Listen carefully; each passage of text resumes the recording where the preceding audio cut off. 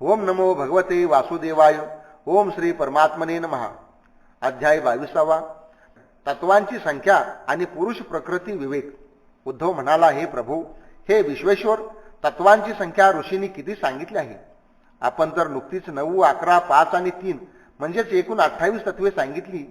काही जण 26 तत्वे सांगतात, तर दुसरे काही जण 25, काही जण 7, 9 किंवा 6 सांगतात. काही जण 4 सांगतात, तर काही जण 11, काही जण 17, काही जण 16, तर काही जण 13 सांगतात. हे श्रीकृष्णा, इतकी वेगवेगळी संख्या ऋषी कशी काय सांगतात? आपण कृपा करून ती आम्हाला सांगावे. तेव्हा श्रीकृष्ण म्हणाले, उद्धवा, याविषयी वेद जाणणारे जे काही सांगतात ते सर्व खरेच आहे. कारण सर्व तत्वे सर्वांच्या मध्ये अंतर्भूत आहेत. माझ्या मायेच्या आधारावर काय सांगणे अशक्य आहे. तुम्ही जे म्हणता ते बरोबर नाही, मी जे सांगतो तेच बरोबर. अशा प्रकारे जगाच्या कारण संबंधीचा वाद सोडण्यास कठीण अशा त्रिगुणात्मक वृत्तीमुळे होतो. सत्व इत्यादी गुणरूप शक्तींच्या क्षोभामुळेच केवळ नाव रूपात्मक मिथ्या प्रपंच उभा राहिला आहे. वादविवाद करणाऱ्यांच्या वादाचा हाच विषय आहे. जेव्हा इंद्रिय आपल्या ताब्यात येतात आणि चित्त शांत होते, तेव्हा त्यांची भेदबुद्धी नाहीशी होते आणि वाद सुद्धा शांत होतो. हे पुरुषश्रेष्ठा, तत्वे एकमेकात प्रवेश करू शकतात. म्हणून तत्वांची जितकी संख्या वक्ता सांगू इच्छितो त्यानुसार कारणे कार्यांमध्ये किंवा कार्ये कारणांमध्ये मिळवून आपली इच्छित संख्या तो सिद्ध करतो. एकाच कारणरूप तत्वामध्ये किंवा कार्यरूप तत्वामध्ये पूर्णपणे दुसरी तत्वे मिसळलेली दिसतात. यांची गणती जे जे करू इच्छितात त्याने ज्या कार्याला ज्या कारणामध्ये किंवा ज्या कारणाला ज्या कार्यामध्ये अंतर्भूत करून तत्वांची जितकी संख्या स्वीकारली आहे ते प्रतिपादन युक्तिसंगत असल्यामुळे आम्ही निश्चितपणे स्वीकारले आहे. जीव अनादी कालापासून अविद्येने युक्त असल्यामुळे तो स्वतःला जाणू शकत नाही. म्हणून त्याला आत्मज्ञान करून देण्यासाठी दुसऱ्या सर्वज्ञाची आवश्यकता आहे. अशा रीतीने प्रकृतीची 24 तत्वे, पुरुष आणि ईश्वर अशी ही 26 तत्वे आहेत. या शरीरामध्ये असणाऱ्या जीव आणि ईश्वरामध्ये किंचितही भेद नाही. म्हणून त्यांना वेगळे मानू नये. ज्ञान हा सत्वगुणात्मक प्रकृतीचा गुण आहे. अशा प्रकारे 24 जड तत्वे आणि एक चेतन पुरुष मिळून 25 तत्वे झाली. 3 गुणांची साम्यावस्था हेच प्रकृतीचे स्वरूप आहे. म्हणून सत्व रज तम हे गुण प्रकृतीचेच आहेत, आत्म्याचे नव्हेत. हेच जगाची स्थिती, उत्पत्ती आणि प्रलय यांना कारण आहेत. या विवेचनात सत्व गुणच ज्ञान आहे, रजोगुणच कर्म आहे आणि तमोगुणच अज्ञान म्हटले गेले आहे. तसेच गुणांमध्ये क्षोभ उत्पन्न करणारा ईश्वरच काळ आहे आणि सूत्र म्हणजेच महत्त्व स्वभाव होय. पुरुष, प्रकृती, महत्त्व, अहंकार, आकाश, वायू, तेज, जल आणि पृथ्वी ही 9 तत्वे मी अगोदरच सांगितली आहेत. कान, त्वचा, डोळे, नाक आणि जीभ ही 5 ज्ञानेंद्रिये, 5 कर्मेंद्रिये, तसेच कर्मेंद्रिय व ज्ञानेंद्रिय असे उभयरूप मन अशी 11 इंद्रिये आणि शब्द, स्पर्श, रूप, रस आणि गंध हे ज्ञानेंद्रियाचे 5 विषय. अशा प्रकारे 3, 9, 11 आणि 5 अशी सर्व मिळून 28 तत्वे होतात. कर्मेंद्रियाच्या द्वारे होणारी चालणे, बोलणे, मलमूत्र त्याग आणि काम करणे या 5 कर्मामुळे तत्वांची संख्या वाढत नाही. यांना कर्मेंद्रिय स्वरूप मानावे. सृष्टीच्या प्रारंभी कार्य म्हणजे 11 इंद्रिय आणि पंचमहाभूते आणि कारण म्हणजे महत्त्व इत्यादी यांच्या रूपाने प्रकृतीच असते. तीच सत्वादी गुणांच्या रूपाने विश्व स्वतःमध्ये धारण करते. अव्यक्त परमात्मा या प्रकृतीचा फक्त साक्षी असतो. महत्त्व इत्यादी प्रकृतीचे कार्य व अहंकाराधिकांचे कारण असणारे पदार्थ आदी पुरुषाच्या संकल्पामुळे शक्ती प्राप्त करून घेऊन एकमेकात मिसळतात आणि प्रकृतीच्या साह्याने ब्रह्मांड उत्पन्न करतात. उद्धवा, जे लोक तत्वांची संख्या 7 मानतात त्यांच्या विचारसरणीनुसार आकाश, वायू, तेज, जल आणि पृथ्वी ही पंचमहाभूते, 6वा जीव आणि 7वा परमात्मा होय. तो जीव व जग या दोहोंचा आधार आहे. या 7पासून देह, इंद्रिय व प्राण उत्पन्न होतात. म्हणून ते स्वतंत्र मानले नाहीत. जे फक्त 6 तत्वांचा स्वीकार करतात ते असे म्हणतात की 5 महाभूते आणि 6वा परमात्मा. तो परमात्मा आपण निर्माण केलेल्या पंचमहाभूतांनी युक्त होऊन देह इत्यादींची सृष्टी निर्माण करतो आणि त्यामध्ये जीवरूपाने प्रवेश करतो. काही जण आत्म्यापासून तेज, जल आणि पृथ्वीची उत्पत्ती झाली आहे म्हणून ही 4च तत्वे आहेत असे म्हणतात. कारण सर्व कार्यांचा जन्म यांच्यापासूनच होतो. काही लोक पंचमहाभूते, 5 तन्मात्रा, 5 ज्ञानेंद्रिये, 1 मन आणि 1 आत्मा अशी तत्वांची संख्या 17 सांगतात. जे तत्वांची संख्या 16 सांगतात ते आत्म्यामध्येच मनाचाही समावेश करतात. जे लोक 13 तत्वे मानतात ते म्हणतात की 5 महाभूते, 5 ज्ञानेंद्रिये, मन, जीवात्मा आणि परमात्मा. 11 संख्या मानणारे 5 महाभूते, 5 ज्ञानेंद्रिये आणि एक आत्मा मानतात. काही जण 5 सूक्ष्म भूते, मनबुद्धी, अहंकार, पुरुष ही 9 तत्वे मानतात. ऋषींनी अशा प्रकारे निरनिराळ्या पद्धतीने तत्वांची गणना केली आहे. सगळ्यांचे म्हणणे युक्तिसंगत असल्यामुळे उचितच आहे, नाहीतरी विद्वानांना काय शोभत नाही. उद्धव म्हणाला, हे कृष्णा, जरी स्वरूपतः प्रकृती आणि पुरुष हे एकमेकापासून सर्वथैव वेगळे आहेत, तरी सुद्धा ते एकमेकामध्ये मिसळून गेल्यामुळे त्यांच्यामध्ये काही फरक दिसत नाही. प्रकृतीमध्ये पुरुष आणि पुरुषामध्ये प्रकृती आहे असेच वाटते. हे कमल नाही ना. अशा प्रकारे यांची भिन्नता आणि अभिन्नता पाहून माझ्या अंतःकरणामध्ये फार मोठा संशय निर्माण झाला आहे. हे सर्वज्ञ, आपल्या युक्तिसंगत वाणीने माझ्या या संशयाचे निराकरण करा. भगवन, आपल्याच कृपेने जीवांना ज्ञान होते आणि आपल्याच अविद्या शक्तीने त्यांच्या ज्ञानाचा नाश होतो. या आपल्या मायेचे हे स्वरूप आपणच जाणता, दुसरे कोणीही नाही. श्री भगवान म्हणाले, उद्धवा, प्रकृती आणि पुरुष म्हणजेच शरीर आणि आत्मा या दोघांमध्ये फार फरक आहे. कारण गुणांच्या क्षोभाने सृष्टी उत्पन्न होते, म्हणून ती विकाराने युक्त आहे. उद्धवा, माझी माया त्रिगुणात्मिक आहे. तीच आपल्या गुणांनी अनेक प्रकारच्या भेदवृत्ती निर्माण करते. हिची कार्ये जरी अनेक असली तरी सुद्धा त्यांची अध्यात्म, अधिदैव आणि अधिभूत या 3 भागामध्ये विभागणी केली जाते. जसा डोळा अध्यात्म आहे, त्याचा विषय रूप हे अधिभूत आहे आणि डोळ्यामध्ये असलेला अधिदैव अंश सूर्य आहे. हे तिघेही एकमेकांच्या आश्रयाने राहतात, परंतु आकाशातील सूर्य एक असून तो स्वतःशीच आहे. तसाच आत्मा सुद्धा तिन्ही भेदांचे मूळ कारण असल्यामुळे एकरूप असून त्यांच्याहून वेगळा आहे. तो स्वयंप्रकाश असून आपल्या प्रकाशाने सर्व पदार्थांना प्रकाशित करतो. त्याचप्रमाणे त्वचा, कान, जीभ, नाक आणि चित्त इत्यादींचे सुद्धा 3 भेद आहेत.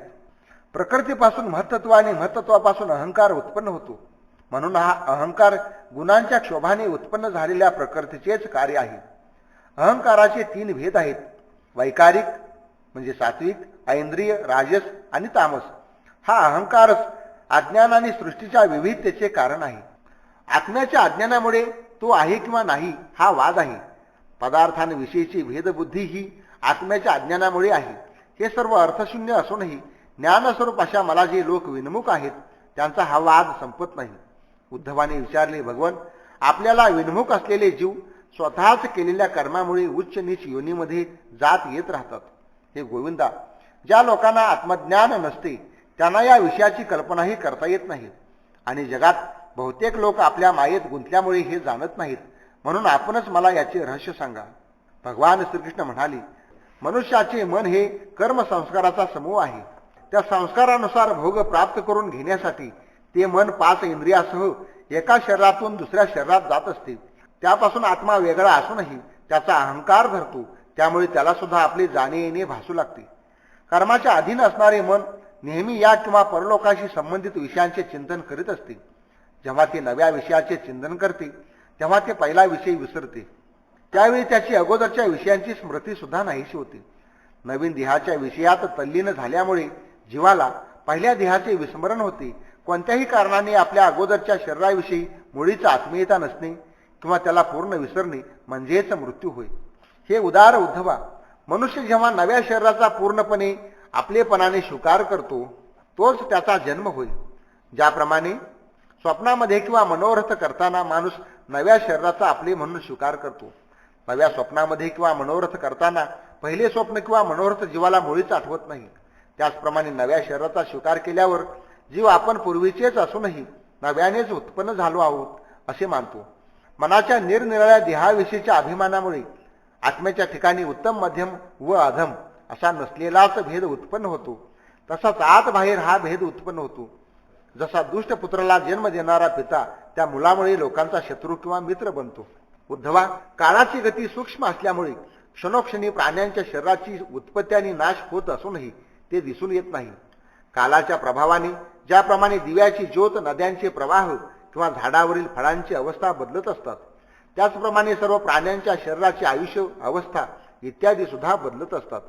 त्याच ज्योतीचा हा दिवा आहे, प्रवाहातील पाणी तेच आहे असे समजणे आणि म्हणणे जसे खोटे आहे, त्याचप्रमाणे विषय चिंतनामध्ये आपले आयुष्य व्यर्थ घालवणाऱ्या अविवेकी पुरुषांचे तोच हा मनुष्य असे म्हणणे आणि समजणे सर्वथैव खोटे आहे. तो अविवेकी मनुष्यही वास्तविक कर्मबीजापासून उत्पन्न होत नाही की मरतही नाही, परंतु भ्रमामुळे आत्मा अमर असूनही त्याला तसे वाटते. जसं लाकडाशी संयोग झाल्याने अग्नी पेटतो किंवा वियोगाने विस्तू असे वाटते, वास्तविक अग्नी नित्य आहे. उद्धवा, गर्भाधान, गर्भवृद्धी, जन्म, बाल्य, कुमारावस्था, तारुण्य, प्रौढत्व, म्हातारपण आणि मृत्यू या 9 अवस्था शरीराच्याच आहेत. जीवापासून वेगळ्या असलेल्या शरीराच्या या निरनिराळ्या काल्पनिक अवस्था आहेत. परंतु अज्ञानामुळे गुणांच्या संगतीने आत्मा यांना आपल्या समजतो किंवा विवेक जागृत झाल्यावर त्यांना सोडूनही देतो. पित्याने पुत्राच्या जन्मावरून आणि पुत्राने पित्याच्या मृत्यूवरून आपापल्या जन्म मृत्यूचे अनुमान करावे. जन्म आणि मृत्यू असणाऱ्या वस्तूंना जाणणारा आत्मा या दोन्ही लक्षणांनी युक्त असत नाही. झाडाचे बी आणि त्याची परिपक्वता पाहणारा माणूस त्यावरून त्याचा जन्म आणि विनाश पाहतो. या दोन्ही गोष्टी पाहणारा जसा झाडातून वेगळाच असतो, तसा शरीराचे जन्म मृत्यू पाहणारा सुद्धा शरीराहून वेगळा असतो. अज्ञानी पुरुष प्रकृती आणि आत्म्याचे हे वास्तविक रूप न कळल्यामुळे विषय भोगानाच खरे सुख मानून त्यातच गुरफटून जातो आणि जन्म मरण रूप संसार चक्रात सापडतो. जेव्हा जीव आपल्या कर्मानुसार जन्म मृत्यूच्या चक्रात भरकटत असतो, तेव्हा सात्विक कर्माच्या आसक्तीने ऋषी, देव इत्यादी योनीमध्ये, राजस कर्माच्या आसक्तीने मनुष्य, असुर या योनीमध्ये आणि तामस कर्माच्या आसक्तीने भूत, प्रेत, पशु, पक्षी इत्यादी योनीमध्ये जन्म घेतो. जेव्हा मनुष्य एखाद्याला नाचताना गाताना पाहून स्वतः सुद्धा त्याचे अनुकरण करू लागतो, त्याप्रमाणे जीव स्वतः निष्क्रिय असूनही बुद्धीच्या गुणांचे अनुकरण करू लागतो. जलाशयामधील पाणी हलण्याने त्यात प्रतिबिंबित झालेली झाडे सुद्धा हलत असल्यासारखी दिसतात, किंवा डोळे फिरवले असता पृथ्वी सुद्धा फिरताना दिसते, किंवा जसे मनातील विचार अथवा स्वप्नात पाहिलेले पदार्थ सर्वथैव खोटे असतात, त्याचप्रमाणे हे उद्धवा, आत्म्याचा विषयानुभव रूप संसार सुद्धा खोटा आहे. जशी स्वप्नातील अनर्थ परंपरा ते पाहत असेपर्यंत नाहीशी होत नाही, त्याचप्रमाणे विषय खरे नसूनही जो जीव त्यांचेच चिंतन करीत राहतो तोपर्यंत त्याचे हे संसार चक्र थांबत नाही. म्हणून उद्धवा, या नाठाळ इंद्रियाने विषयांचा उपभोग घेऊ नकोस. आत्म्याच्या अज्ञानामुळे भासणारा हा भेदभ्रम आहे असे समज. दुर्जनांनी धक्के मारून बाहेर हाकलणे, अपमान केला, उपहास केला, निंदा केली, मारपीट केली, बांधून ठेवले, उपजीविकेचे साधन काढून घेतले, अंगावर थुंकले, मूत्र विसर्जन केले किंवा निरनिराळ्या प्रकारे त्रास देऊन चित्त विचलित करण्याचा प्रयत्न केला, किंवा अशा तऱ्हेने कोणतेही संकट असले तरी ज्याला आपले कल्याण करून घेण्याची इच्छा आहे त्याने आपल्या विवेक बुद्धीने त्या अडचणींपासून स्वतःचे रक्षण करावे. उद्धव म्हणाला, भगवन, हे ज्ञान देण्यात आपणच कुशल आहात. दुर्जनांची अशी कृत्ये मला मुळीच सहन होत नाहीत.